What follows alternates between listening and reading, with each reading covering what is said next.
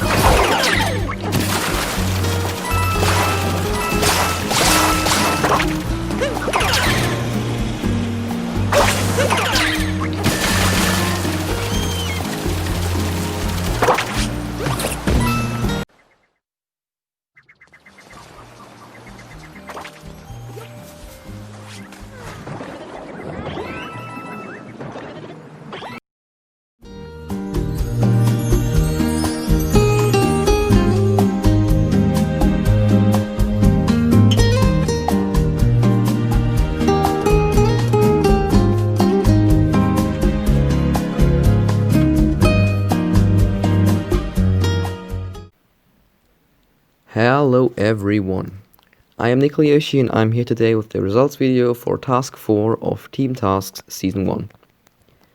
7 teams, each including 4 members, submitted to this task, and that means we had a total of 28 contestants.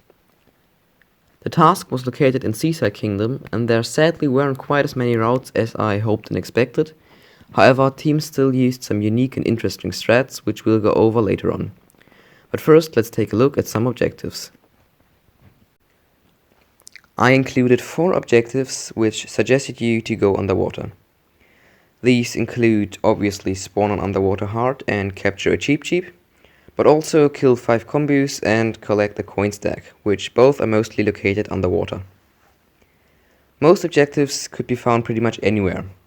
Only ride a fountain or collect a story moon and capture a thing with 8 and 4 locations respectively were somewhat limiting. A really sad thing about the Fountain Story Moon objective is that no team at all used a fountain. Like, come on, they really weren't that slow, were they? Poor fountains getting discriminated SMH. So now let's head straight over to some routing ideas. As you might have realized, more than half of the teams used the exact same first clip and roughly the same overall route. These 4 teams, namely Mario, Luigi, Peach and Daisy, were the first one to submit their route to me, which also explains this message. Their route started above the rolling canyon, going north towards the Hot Spring Islands. 3 teams used the Pokio sub-area on their way, and Team Peach headed towards the Sparkle Water at the end of their route. Now if we take a look at the other 3 teams, we can see that Team Toad and Team Donkey Kong sadly found rather less speedy routes. Meanwhile, Team Toadette managed to get onto the podium with a completely unique route which starts all the way west at the beach house. A place which every of these 7 teams visited was this platform right here, where you could kill 5 combos and capture the binoculars. The only team not to capture them was Team Toadette, as they captured a rocket earlier in their run. And another place which almost every team visited was the Hot Spring Islands checkpoint, which is nearby several hearts, Gushans, Reginalds and a story moon. Taking a look at the map, I was kinda surprised that no one really used the northwest of the kingdom, as it's easily accessible within a few seconds using rocket flowers, and as it included a bunch of objectives. We also had another checkpoint activation from far away, this time done by Xifler for Team Mario, who managed to quickly kill the Gushan while its water missiles were hitting the checkpoint.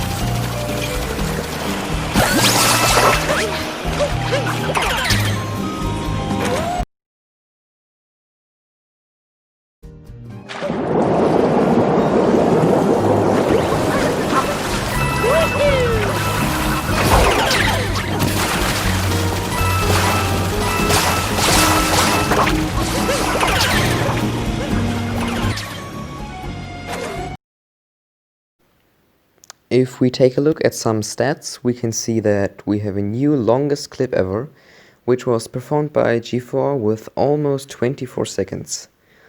This also led to a new highest standard deviation of individual clip times from one team. Speaking of standard deviation, this task also had the highest stat dev in team times, as well as the highest average team time. Regarding the team's leaderboard, you can see that Mario got his second win, so that's Pog. Meanwhile, Toad and Donkey Kong haven't even gotten second place a single time yet, so that's not very Pog. And finally, let's quickly check the individual leaderboard. Swimman's still staying strong in first place, however, Carbon and Xeefler aren't that far away, and the rest of the top 9 also still has a realistic chance in winning. Assuming that everyone submits their clip in both remaining tasks, only the top 15 can theoretically still win the series. Salof, Alex, Leo, Fathom and Pit could still get onto the overall podium, meanwhile everyone below can only get 4th or lower at best. This definitely shouldn't keep you from trying your best though. Smiley face. Alright then, that's pretty much all from me for today, and due to the delay of this video, task 5 is already over.